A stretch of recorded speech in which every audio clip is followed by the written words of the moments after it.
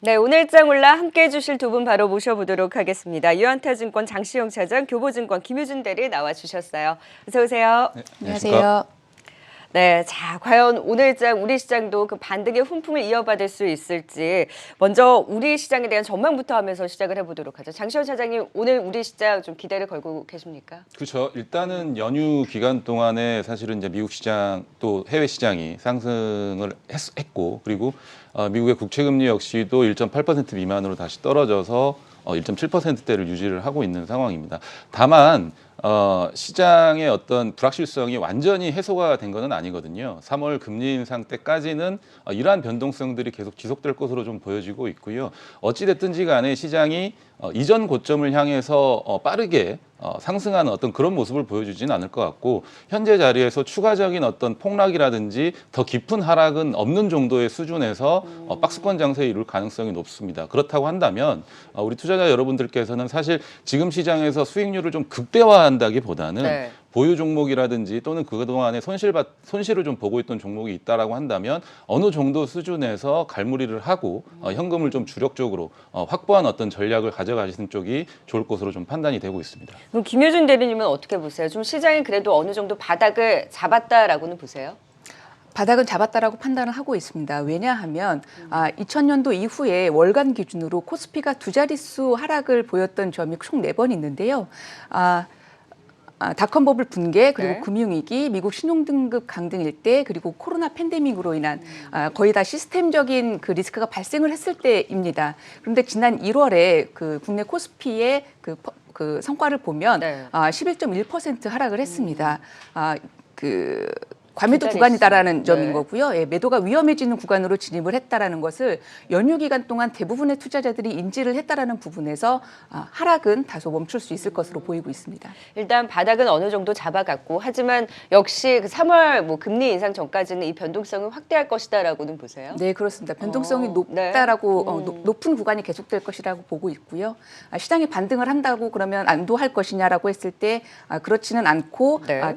마찬가지로 저도 이 시기를 활용을 해서 포트폴리오를 점검하고 교체할 수 있는 시기로 활용을 하자라고 보고 있습니다. 네, 그러면 어느 쪽에 조금 더 포커스를 맞춰서 보고 계세요? 전략은? 저 같은 경우는 미국의 이제 1월 증시에서 힌트를 얻을 수 있는데요. 미국 국내 증시도 마찬가지지만 미국 증시 특히 기술주가 대거 포진되어 있는 나스닥에서 네. 성장 산업 위주로 큰 폭의 하락폭을 보였었거든요. 그 이유는 테이퍼링과 금리 인상 등 채권 시장 변화를 가져오는 이슈와 해석에 성장 산업이 반응을 시작을 했다라는 점을 일시적인 변화 정도로 넘길 수 없는 상황으로 보이고 있습니다. 밤 사이에 뉴스 플로어를 보면 미국의 확진자 수가 정점을 찍고 2주 전 대비해서 44% 감소했다라는 뉴스도 나오고 있고요. 유럽 같은 경우는 봉쇄 조치를 해제하고 있다라는 뉴스 플로어가 나오고 있는데요. 저 같은 경우는 관심 업종을 그래서 리오프닝 관련주로 보고 있습니다. 네. 오미크론 변이 확산으로 처음 보는 확진자 수를 저희는 매일 목격하고 있긴 합니다만 정부의 예측대로라면 2월 말경에 정점을 확인할 수 있는 점을 감안을 했을 때 선제 대응이 유효하지 않나 이렇게 보고 있습니다. 두 분 다 바닥은 어느 정도 잡아가고 있으나 일단 한 달 동안은 어느 정도의 변동성을 유의하면서 이 변동성을 이용한 포트폴리오 재편에 대한 전략을 세워주셨는데요. 그렇다면 오늘 개장전 주목할 종목은 어떤 종목을 보고 있는지 오늘 종목픽 바로 확인해 보도록 하겠습니다. 장시영 차장은 자 연휴 이제 이후 첫 거래일이잖아요. 그렇죠. 어떤 종목 갖고 오셨어요? 저는 삼성전자 오늘 말씀드리려고 합니다. 삼성전자가 네. 나왔네요. 네. 식상할 수는 있는데 사실 지금 현재 시장의 어떤 변동성 구간이라든지 아니면 현재의 어떤 시기 그리고 그동안의 시장의 어떤 하락 이후에 뭐 시장이 좀 반등을 어느 정도 한다고 했었을 때 또는 박스권 장세를 뭔가 불확실성을 앞두고 이어진다고 했었을 때 가장 어떤 돋보였던 종목이 삼성전자였던 거를 좀 확인을 한다면 삼성전자가 어떤 특징, 어떤 이슈를 가지고 또는 어떤 상승을 할 수 있는 어떤 그런 장점을 가지고 있는지에 대한 부분들을 조금 말씀드리려고 합니다. 네, 자, 삼성전자를 꼽아주셨고요. 김효진 대리님은 아무래도 리오프닝주에서 꼽아오셨을 것 같아요. 네, 맞습니다. 관련해서 저는 CJ 프레시웨이를 가져와 봤는데요. 네. 일단 지금 시장을 아우르고 있는 키워드 중에 하나가 인플레이션, 그리고 곡물 가격 상승, 그런 외식 물가 상승 이런 부분에 포커스를 맞춰서 가져와 봤습니다. 삼성전자와 CJ 프레시웨이입니다. 삼성전자는 뭐 워낙 내용적인 측면을 그렇죠. 아시니까 네네. 좀 투자 포인트를 간략하게 짚어볼까요? 예, 삼성전자 같은 경우는 사실 이제 비메모리 반도체와 메모리 반도체 사업을 동시에 영위를 하고 있었고요. 최근 동안에는 사실 이제 디램 부분, 그러니까 디램의 어떤 가격 변동에 의해서 실적이 왔다 갔다 하는 그런 모습들을 좀 보여줬습니다. 뭐 디램이 공급 부족이라든지 이런 사태로 인해서 가격이 상승을 하면 삼성전자 실적이 좀 좋아지고 주가가 올라가고, 반대로 디램이 어떤 공급 초과 상태에서 디램 가격이 좀 하락한다라고 한다면 사실은 실적이 좀 좋게 나오지 않고 뭐 주가가 하락한다든지 이런 어떤 모습들을 좀 보여줬는데, 가장 중요한 내용은 뭐냐면 삼성전자 어떤 성장성이 없었다라는 거죠. 2010년도, 11년도를 기점으로 해서 핸드셋, 그러니까 뭐 LTE라든지 또 스마트폰 혁명이 일어나면서 당시에 어떤 이 핸드셋에 대한 어떤 성장성을 가지고 주가가 상승했던 이유로는 기존의 어떤 다른 성장 모멘텀이 없었다라는 점이 가장 삼성전자의 맹점이라고 할 수 있다고 말씀드릴 수가 있겠는데요.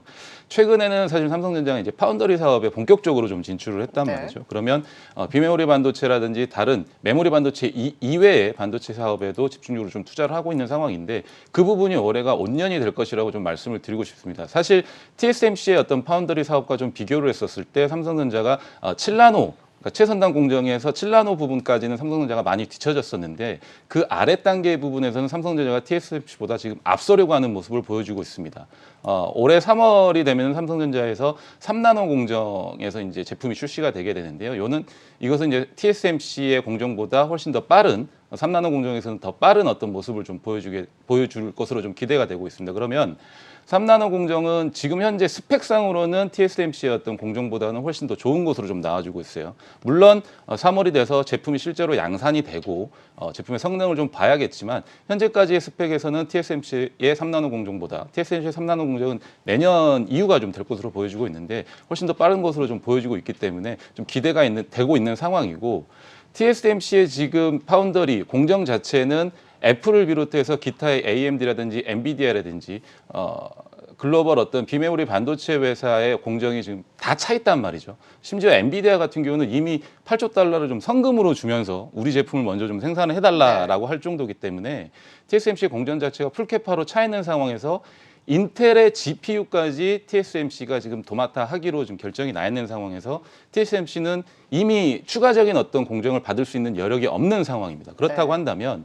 앞으로 만약에 반도체 수요라든지 이런 부분들이 더 많이 증가하게 됐었을 경우에는 글로벌 비메모리 반도체 업체에서 삼성전자의 파운더리 외주를 줄 수 있는 가능성이 높아졌다라고 좀 말씀을 드리고 싶고, 물론 이것은 3월에 3나노 공정의 어떤 결과치를 열어봐야 알겠지만은 그 부분의 어떤 성과가 굉장히 좋다라고 한다면 3월 이후부터 뭔가 글로벌 비메모리 반도체로부터 파운더리 관련해서 파운더리 쪽에서 어떤 수주 소식이 들려지게 된다라고 한다면 삼성전자의 주가는 지금보다 훨씬 더 좋아지는 수준으로 네. 갈 수가 있다. 뭐 성장성의 날개를 단다라고 말씀을 드리고 싶고요.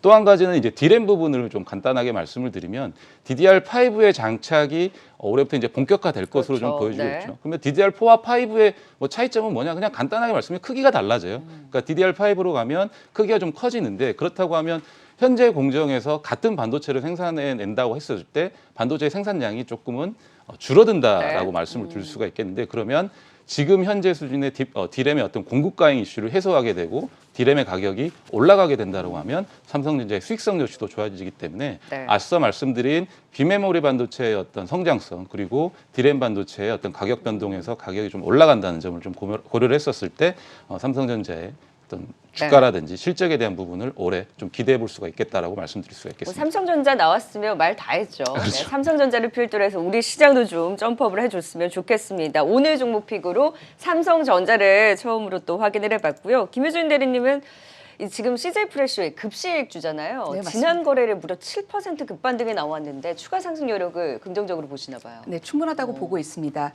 포인트는 지금 통계청에 따르면 농축수산품과 가공식품의 물가 상승세가 심화가 되면서 최근에 외식 물가 상승세가 굉장히 많이 올라가고 있다는 부분입니다. 지난 12월 통계 자료를 보면 외식 소비자 물가 지수가 전년 대비 4.8% 상승을 했는데요. 이 데이터는 최근 7년 내 가장 높은 수치를 보이는 것이고요. 전방 산업의 외식 업체들이 원재료비 상승 부담을 판가 인상으로 전가를 하는 셈인데, 따라서 이러한 CJ 프레시웨어와 같은 식자재 유통업체들의 단가 인상도 더욱 용이해질 것으로 보입니다. 올해 실적도 그래서 최고 영업이익을 전망을 하고 있는데요. 영업이익은 전년 대비 약 55% 증가할 것으로 예상이 되는데 그 근거는 장기간에 걸친 전국 거점 물류망 투자가 완료되는 시점이고요. 그리고 20년 이후 코로나19로 부진 사업에 대한 구조조정을 단행을 하면서 수익 구조가 안정화 단계에 진입할 것으로 판단되기 때문입니다. 네. 또 하나의 포인트가 푸드 시장의 변화에도 주목할 필요가 있는데요. 지금 식품업체들이 최근 대용식이 아니라 맛있게 즐길 수 있는 음식에 초점을 맞추어서 고령 친화식품을 개발을 하고 있습니다. 그래서 여기에 반찬 세트, 밀키트, 도시락 등 음식도 구독 형태의 식사 서비스 제공에 나서기 시작을 하면서 수요층이 확대되고 있다는 점입니다. 네. 그래서 한국보건산업진흥원에 따르면 고령 친화식품의 시장 규모가 2012년 6조 원대에서 2020년 기준으로는 17조 원을 상회하는 가운데 이 CJ 프레시웨어가 키즈와 시니어 특화 브랜드인 아이누리 그리고 헬시누리라는 제품을 런칭을 했는데 지난해 매출이 각각 110%, 82% 증가를 하고 있습니다. 이 관련 사업을 신성장 동력으로 제시를 하고 있는데 업계에서는 이러한 변화 속도에 가장 발빠른 대응을 하고 있다라고 평가를 받고 있어서 호실적과 함께 긍정적인 주가 흐름이 기대되는 기업입니다. 네, 여기에 급식주로서도 리오프닝 관련한 모멘텀까지 더해진 CJ 프레시웨이를 오늘 종목 픽으로 꼽아주셨습니다. 포트폴리오 재편에서 담아야 될 종목, 지금 삼성전자, CJ 프레시웨이를 확인해봤고요. 최근에 좀 특징적이었던 종목 안에서도 전략을 좀 더 세워보도록 하죠. 어떤 특징 종목을 눈여겨보셨어요? 전 동진세미캠 오늘 좀 말씀드리려고 합니다. 동진세미캠, 그리고 김효진 대리는 어떤 종목일까요? 리오프닝 관련주로 대한항공 보고 있습니다. 대한항공까지. 동진세미캠의 좀 특징적인 종목으로 전략을 다시 세워보자라는 이유는 그렇죠. 뭘까요? 지금 현재 이제 기술적으로 좀 접근을 해볼 만하다라고 먼저 말씀을 드리고 싶은데요. 뭐 주가가 사실은 52,100원, 그러니까 노스볼트의 2차 전지 이 생산 얘기가 좀 나오면서 생산이 좀 이제 빨라졌다라는 얘기가 나오면서 52,100원을 작년 말에 고점을 찍고 나서 사실 이제 오스템 임플란트 사건이라든지 이런 부분들이 좀 터지면서 주가가 60일선까지 좀 조정을 받고 있는 상황인데 회사 자체적인 어떤 내용에 대한 변화는 전혀 없습니다. 원래 이 회사 같은 경우는 메모리 반도체 쪽을 주력으로 해서 특히나 이제 낸드 쪽을 주력으로 하는 포토 레지스터라는 어떤 반도체 소재를 생산하는 업체였는데요. 최근에 작년이죠. 작년 같은 경우 작년에 디램 반도체용 그러니까 ARFI 포토 레지스트 소재까지도 이 생산을 해내기 시작을 했습니다. 그래서 올해 같은 경우는 사실은 뉴스가 좀 나왔었는데 EUV용 포토레지스트도 콜 테스트를 받고 생산 임박했다라는 뉴스가 나왔는데 맞아요. 사실 그 부분은 부사장님이 좀 나와가지고 아직은 좀 그런 내용은 좀 사실 무근이다라는 내용이 좀 나왔었는데 저는 이 부분에 대해서 사실 이렇게 생각을 합니다. 그러니까 그런 내용들이 나왔음에도 불구하고 부사장이 뭐 부인을 했음에도 불구하고 어찌됐든지 간에 삼성전자와의 어떤 협력 관계를 유지를 하면서 올해 안에 반드시 그 부분을 좀 개발을 해낼 것이다라고 좀 판단을 하고 있고 그 부분과 더불어서 앞서 말씀드린 2차 전지, 그러니까 응급제라든지 CNC 조전제를 노스볼트사와 장기 공급 계약을 체결을 하고 지속적인 돈 투자를 하고 있단 말이죠. 작년까지도 뭐 500억을 들여서 계속해서 좀 투자를 하고 있고 유럽에 좀 공장을 지으면서 본격적으로 좀 생산을 하고 매출을 좀 발생을 하려고 하는 부분까지 고려를 한다고 한다면 앞서 말씀드린 기존의 어떤 반도체, 그러니까 메모리 반도체 쪽에서의 어떤 포토레지스트의 매출 성장성 그리고 EUV 반도체, EUV 장비용 포토레지스트가 만약에 생산이 된다고 한다면 콜 테스트를 받고 본격적인 생산이 된다고 한다면 매출이 사실은 지금 현재 수준에서 1.5배에서 2배 정도 수준까지도 늘어날 수 있는 상황이거든요. 그렇다고 한다면 그동안의 어떤 오스템 임플란트 관련된 어떤 악재는 악재라고도 말씀드릴 그렇죠. 수가 없겠고 어쨌든 기술적 긴 부분에서 봤었을 때 60일선까지 조정을 받았다고 한다면 지금 현재 수준에서는 충분히 접근 가능한 수준이지 네. 않을까 이렇게 좀 말씀을 드리고 싶습니다. 60일선 부분에서 반등이 나와줬거든요. 기술적인 그렇죠? 측면에서 예. 지금 자리에서 충분히 또 접근할 수 있겠다. 특징 종목으로 동진세미캠에 대한 전략을 세워주셨고요. 김효준 대리는 참 일관성이 있어요. 대한항공도 실적도 잘 나왔는데 이 자리에 또 특징 종목으로 꼽아주셨네요. 그렇습니다. 계절이 바뀌면 옷 색깔이 바뀌듯이 사실 순환매의 관점으로 볼 수는 있겠지만 앞서 전략에서 말씀드렸던 것처럼 리오프닝 관련주로 대한항공 그 전일 급등을 했습니다. 일단 전일 급등은 4분기 실적을 발표하면서 큰 폭 상승을 했는데요. 화물 운임 상승이 호실적을 견인을 했습니다. 매출액은 전년 대비 53% 증가한 2조 9천억 원이고요. 영업이익은 무려 483% 급등한 7,037억 원으로 사상 최대 분기 실적을 기록을 했습니다. 이 수치는 시장의 기대치도 약 36% 상회하는 서프라이즈를 보였는데요. 지금 계절적인 비수기인 1분기에 진입을 했지만 화물 운임은 여전히 여전히 견조한 것으로 파악이 되고 있고요. 미국의 낮은 소매 재고 등을 감안을 했을 때 최소 상반기까지는 물동량이 견고할 것으로 전망이 되고 있습니다. 올해 연간으로도 좋은 실적이 기대가 되고 있는데요. 국내 항공기 보유 대수가 코로나 이전 대비해서 7.4% 감소를 했습니다. 대한항공의 보유 대수도 8.9% 감소를 했고요. 그런데 보잉과 에어버스는 코로나19와 B737 운항 중단 영향으로 아직 항공기 생산이 정상화되지 않고 있다는 점입니다.